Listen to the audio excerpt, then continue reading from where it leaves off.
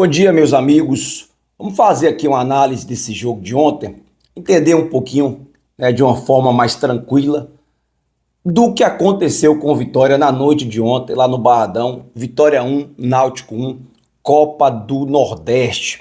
Antes de seguir com essa análise, eu queria falar para você o seguinte: quando eu faço meu vídeo de pós-jogo, ou quando estou no Barradão, ou em jogos fora de casa, eu tento mostrar para você ali, não é bem uma análise do jogo. Claro, a gente sempre acaba falando alguma coisinha de forma analítica, mas o foco ali, naquele vídeo de pós-jogo, é mais uma questão de sentimento, né? Mais uma questão de emoção, trazer para você qual o ambiente ali daquele momento do Barradão, ou de uma vitória, ou de uma derrota. Então, é isso, tá? É só para você entender, porque teve um comentário aqui ontem dizendo que você poderia fazer uma análise mais criteriosa e tal. Mas ali eu sempre procuro trazer uma emoção, realmente trazer um sentimento para o torcedor. E geralmente no dia seguinte eu faço uma análise mais consciente, de forma mais tranquila, como essa aqui que eu vou fazer para você agora neste vídeo, tá certo? Antes de seguir com as análises, eu quero trazer os números. Vitória teve 65% de posse de bola e o Náutico 35%. Vitória teve o dobro de posse de bola do Náutico. Só que posse de bola sem objetividade não ganha jogo. Você pode ter 100% da bola, e isso foi uma coisa premeditada pelo Náutico, né? O Náutico falou assim: ó, tome a bola, pode jogar aí, faça o que quiser aí. E ficou ali se defendendo, se protegendo. Eu vou mostrar até a imagem para você agora, já, antes de falar, após falar os números, e você vai entender o que eu estou falando. Então, o Náutico realmente se abdicou de jogar. Achou lá uma bolinha, porque o Náutico teve uma finalização no gol e fez o gol. Eu vou botar até o lance do gol para você ver. Veja aí. A bola vem na área, o cara cabeceia. Inclusive um gol parecido com o gol do Bavi, né? Que o Vitória tomou, o jogador sobe ali na área e cabeceia sozinho e faz o gol. Inclusive o treinador Léo Condé falou sobre isso na coletiva e disse que precisava de mais tempo para corrigir isso, para trabalhar, e que no momento o Vitória não está tendo tempo para esse tipo de treinamento, né? Para tentar ajuste defensivo, enfim, posicionamento. Falou sobre isso. Mas muita gente falou que o Muriel falhou nesse gol. Não sei se você concorda. Na minha visão, eu acho que ele poderia, como a cabeçada foi fraca, eu acho que ele poderia ter dado um passo antes de pular. E aí ele conseguiria chegar nessa bola, mas não sei o que você pensa, o que você acha. Deixa aí se você acha que o Muriel falhou ou não. Mas voltando aqui, além da posse de bola e de apenas uma finalização do Náutico, o Vitória teve 16 finalizações. Confesso a você que o jogo não me trouxe essa memória, que o Vitória finalizou 16 vezes. Bom, números são números, estatísticas são estatísticas. Eu não vou brigar com elas, obviamente que não. Mas nas estatísticas do jogo mostra que o Vitória finalizou 16 vezes e das 16, 3 foram em direção ao gol. Realmente, na minha memória, não me vem essas 16 finalizações, tá? Vamos lá. Em se tratando de Copa do Nordeste, o Vitória tem 5 pontos. E o Vitória precisaria no mínimo de 12, 13 para se classificar para a próxima fase. E o Vitória tem mais 12 a disputar. Então o Vitória precisaria de mais 7 ou 8 pontos em 12 a disputar. Então precisaria praticamente ganhar 3 jogos, né, dos 4 que faltam. Pega o 13 e o Itabaiana no Barradão, precisa fazer o dever de casa. E fora de casa pega o Bahia e pega o Fortaleza. Vai precisar ganhar um dos dois. Não tenho dúvida disso. Ou empatar as duas fora de casa e ganhar as duas em casa, que ele faria 8 pontos, com 5 que ele tem, ele ia 13 e ele garantiria uma vaga na próxima fase da Copa do Nordeste. Então, se tratando de tabela, a situação é essa que você viu aí, tá certo? Vamos lá, falando um pouquinho sobre o jogo, é nítido que o Vitória não conseguiria, de maneira e hipótese alguma, ter o mesmo jogo que teve no Bavi. Seria surreal falar que o Vitória precisaria manter o mesmo jogo do Bavi, porque não ia conseguir, de jeito nenhum. Não tinha condições de fazer isso. No meu pós-jogo do Bavi, eu falei sobre isso E no pré-jogo de ontem, numa live que eu fiz, eu também falava sobre isso, que seria surreal o Vitória manter esse mesmo nível de atuação, de intensidade, por causa do desgaste físico que foi o clássico de domingo. Eu até falei que se eu fosse o treinador Léo Condé, eu avaliaria demais a condição do Oswaldo, porque nitidamente ele não teria condição de jogar como jogou o clássico domingo. Agora eu quero te mostrar uma imagem, vou deixar na tela essa imagem para você ver, e eu vou te explicar o que eu achei do jogo conforme essa imagem que eu vou te mostrar. Observe que o Náutico, ele usa 2 blocos de 4. Só que esses blocos estão bem próximos. Dá para ver na imagem. Eu fiz questão de bater essa foto ali. Eu estava sentado nas cadeiras e eu falei, poxa, eu vou bater essa foto porque vai mostrar exatamente como tem sido o jogo. E observe que tem apenas um bloco do Vitória no meio dos 2 blocos do Náutico. O que eu percebo aí?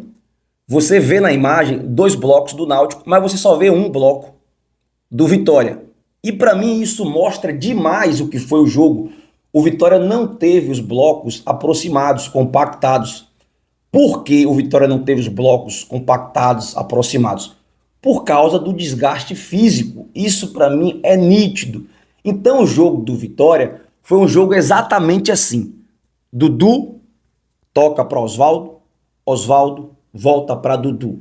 Dudu toca em William Oliveira, que toca em Matheus Gonçalves. Matheus Gonçalves volta para William Oliveira, que volta para Dudu, que volta para Oswaldo. Ficou muito nisso o jogo do Vitória. Toca para lá, toca para cá, toca para lá, toca para cá, mas muito pouco jogo de aproximação, né? Quando você está extenuado fisicamente, você joga espaçado, porque o jogo de aproximação exige muito exige muito fisicamente do jogador.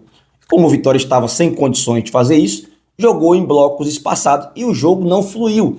Aí muita gente fala assim, poxa, o Dudu erra demais. Mas o Dudu é esse cara que toma a iniciativa, né, de carregar a bola, de tentar uma bola mais em profundidade, uma bola no jogador que está talvez ali um pouco mais marcado, porque você precisa forçar um pouquinho mais.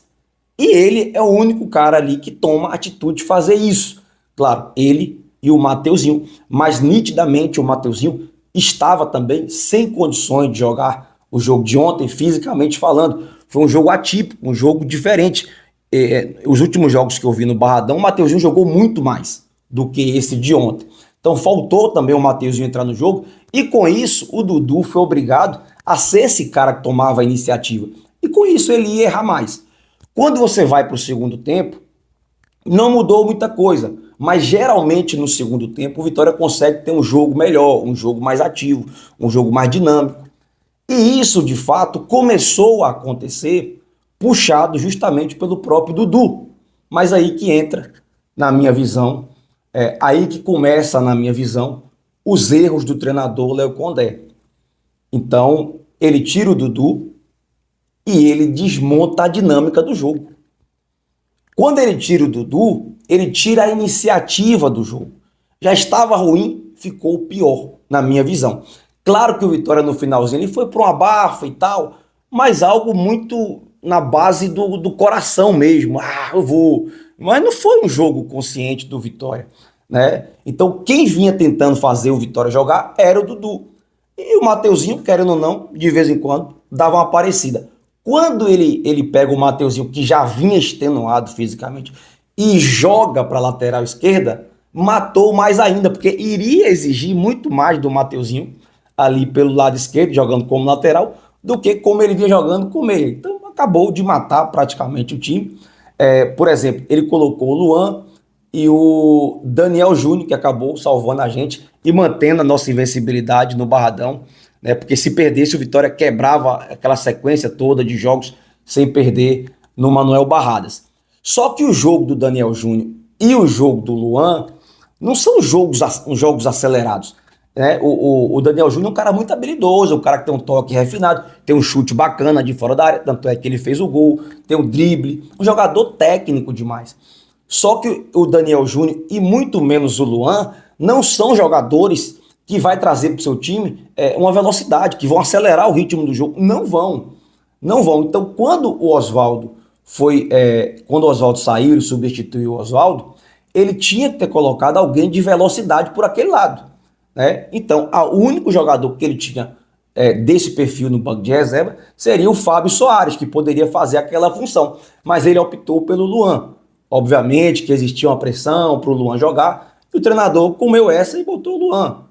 Ótimo, o gol saiu de um escanteio do Luan, mas em termos de dinâmica de jogo, praticamente o Luan não fez nada. Pelo contrário, se sentiu até um pouco perdido dali da sua posição, que ele entrou na partida. Absolutamente normal, né? O primeiro jogo do cara vai demorar um pouquinho para o Luan entrar realmente numa condição ideal de jogo, tá certo? Então eu vi muitos erros do Vitória e principalmente essa questão de jogar com as linhas, com os blocos muito distantes um do outro, e isso fez com que o Vitória não conseguisse penetração no Náutico, né, na equipe do Náutico, que veio justamente para jogar sem a bola, veio para se defender, acabou achando um golzinho, recuaram mais ainda, meteram o zagueiro dentro de campo e seguraram 1-1. Né? Acho que para eles, por eles terem feito o gol e estavam naquele momento se defendendo muito bem, talvez foi uma ducha de água fria tomar aquele gol no finalzinho. O juizão, rapaz, picotou demais o jogo, picota o jogo, deu poucos minutos de acréscimo, poderia ter sido muito mais devido às substituições que foram feitas. O Náutico travou, amarrou demais o jogo também, mas não estou aqui para culpar o juiz não, porque o Vitória, se quisesse jogar mais, poderia ter um jogo mais de aproximação e ter vencido o jogo, que seria de extrema importância para o Vitória dentro da Copa do Nordeste. Tudo está perdido? Não, não está perdido, mas dificulta demais. Sinal de alerta ligado dentro da Copa do Nordeste, tá certo? Então isso foi aí meu veredito sobre essa partida. Não sei se você concorda, se você discorda.